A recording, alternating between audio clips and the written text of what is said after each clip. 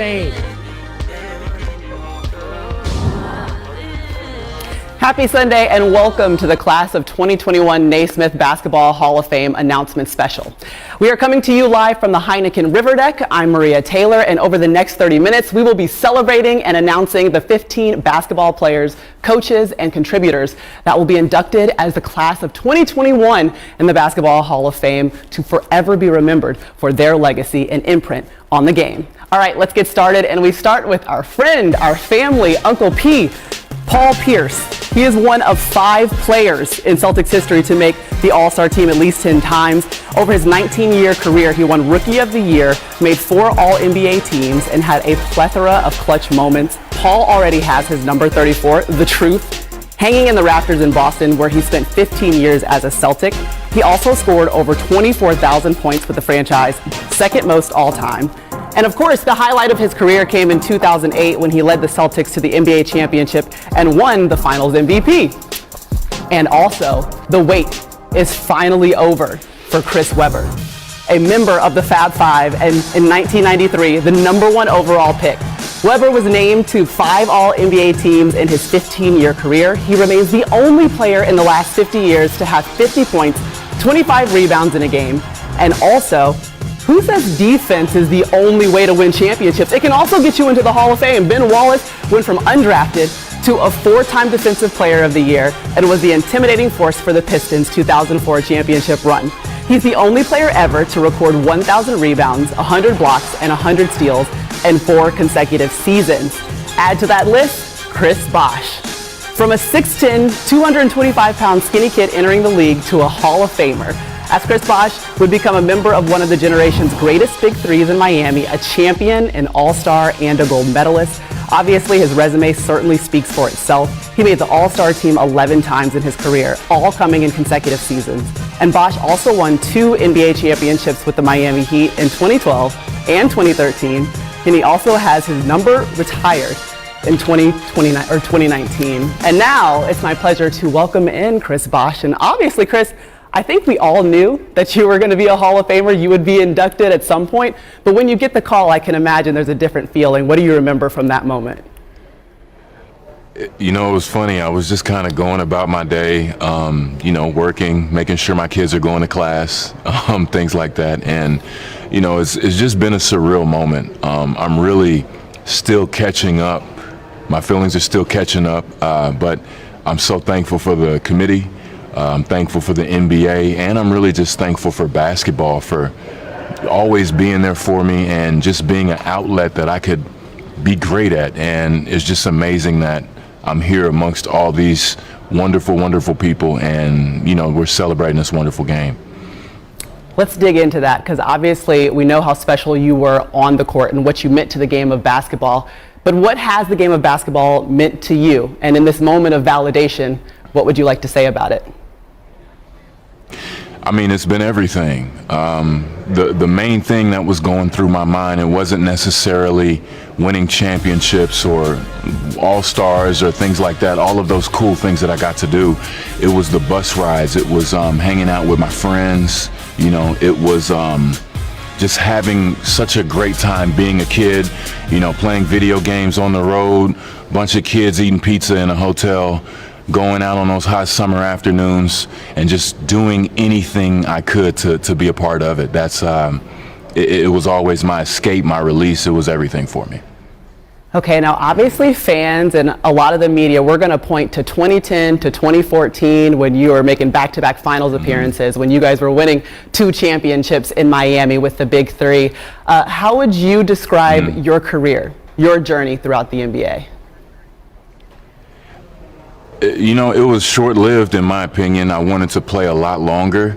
Unfortunately, it came to an abrupt end, but just looking back on everything that I was able to accomplish, all the friends that I was able to make, the connections I made, all the memories we were able to make together, that's what's most important.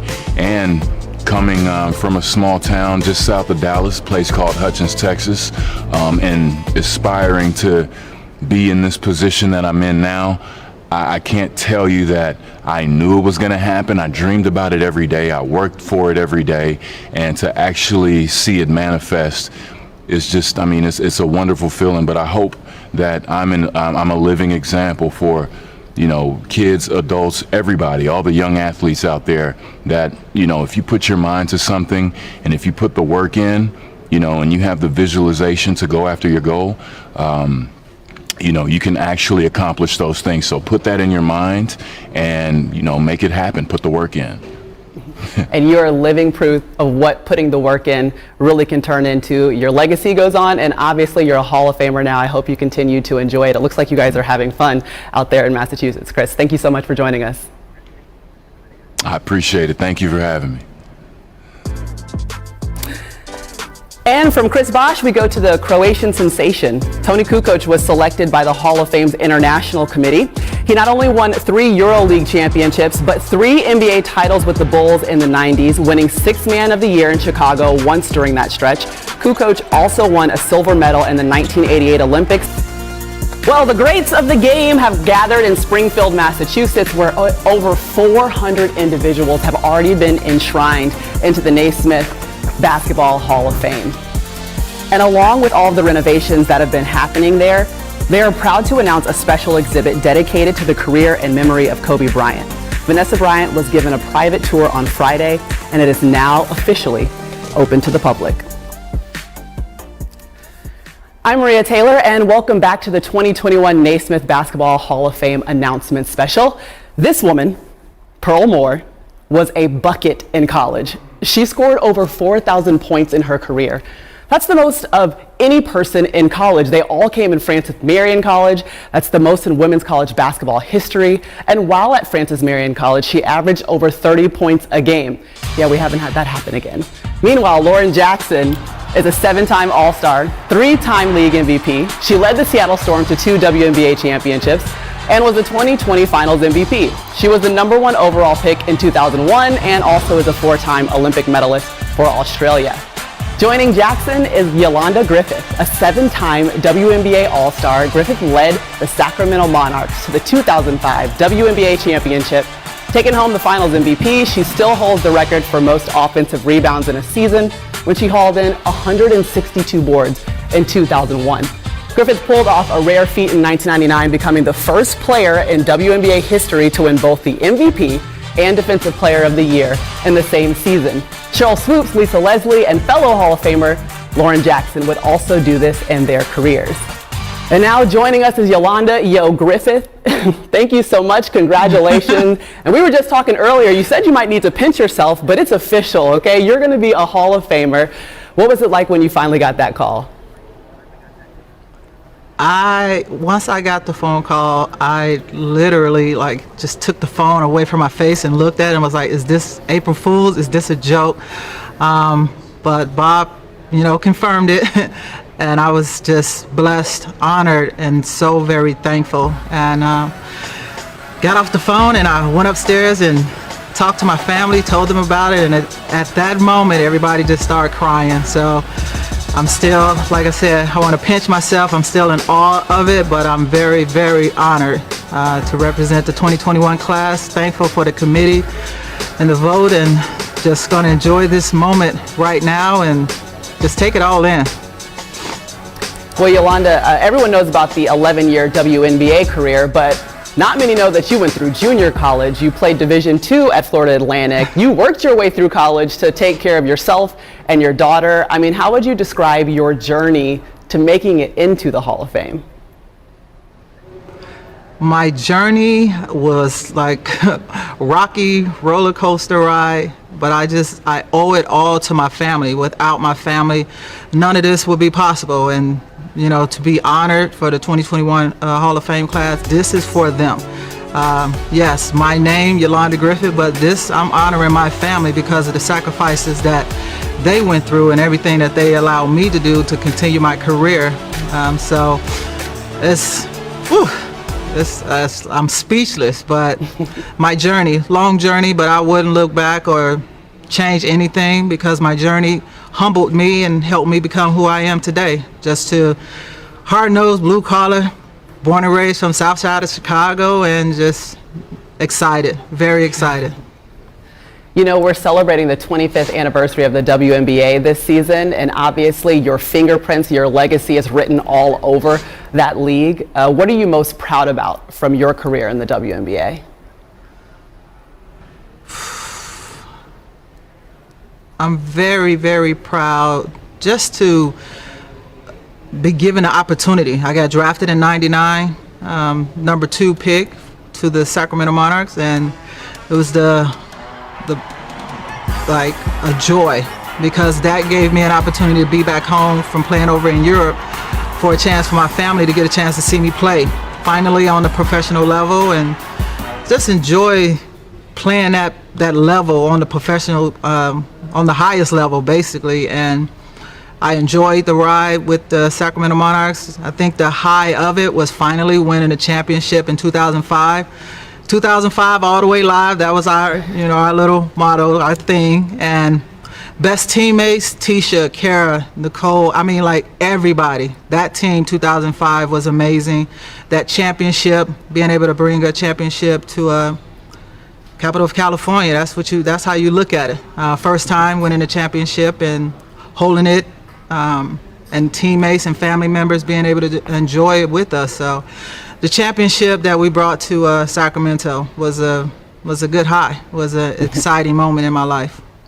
Well, congratulations again. You are a WNBA champion, you are a finals MVP, and now you're a Naismith Basketball Hall of Famer. It must feel sweet. Go enjoy the rest of the day. We appreciate you. Thank you. Thank you very much, Maria. Have a good one. All right, let's take a look at a couple of other former WNBA players looking to make it into the Hall of Fame. That includes Swin Cash and Becky Hammon. And when we come back, we will walk you through what contributors are making it into the Hall of Fame. The Naismith Basketball Hall of Fame is home to some legends right now. Don't you just wish you were sitting in the middle of that table? Uncle P, Paul Pierce, we love you, bro. KG's in the building. I mean, everyone, Bill Russell. That's what you want to see. Springfield, Massachusetts, the home of the legends. And here's a legend right here. Clarence Jenkins will be honored as an early African-American pioneer.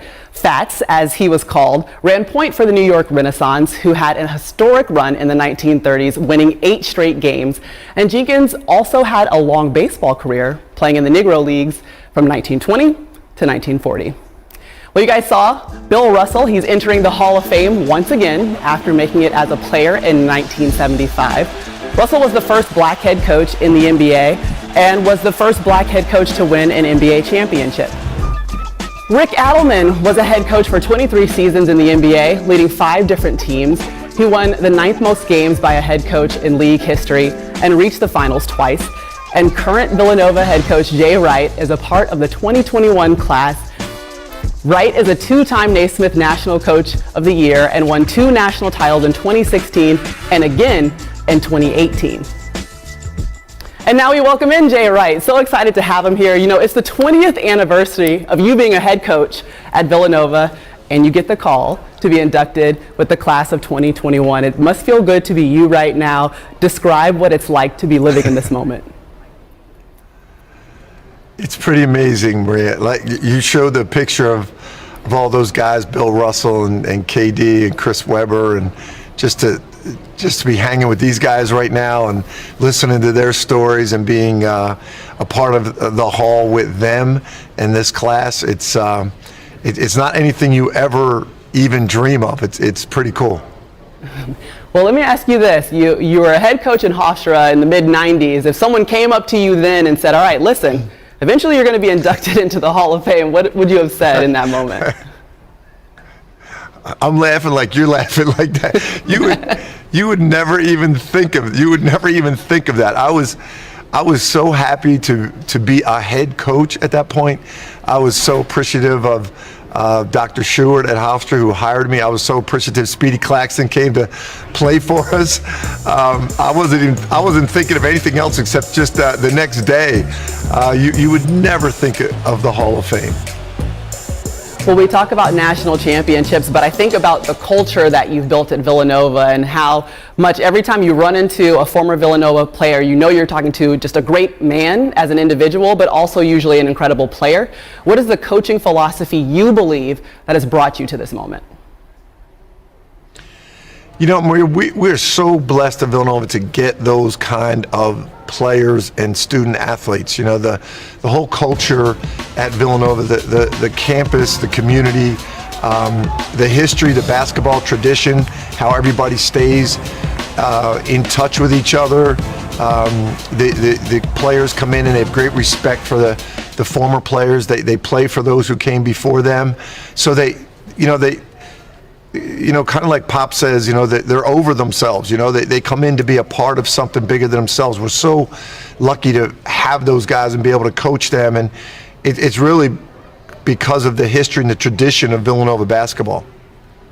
Well, we joke about your coaching history, the mid-'90s in Hofstra, the 20 years that you're celebrating now at Villanova. What are the moments that are going to stand out to you most over the course of your career up until this point? There's so many, and so many are off the court. Obviously, the national championships, Chris Jenkins hitting that shot, and Scotty Reynolds in '09 hitting a shot at the buzzer to send us to our first Final Four.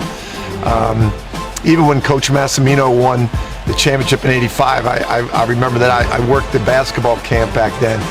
But it's like the graduation days like we just had on Friday with the families. That is as important to me, and it's something that I cherish as much as any wins. Mm-hmm. Well, congratulations again, Coach. Couldn't be more happy for you on your induction into the Hall of Fame. And I hope you go get to sit at a table with KG and Paul Pierce and Bill Russell and everyone else. Please soak up the moments that you guys are having in Springfield. It's been a treat. Thanks, Maria.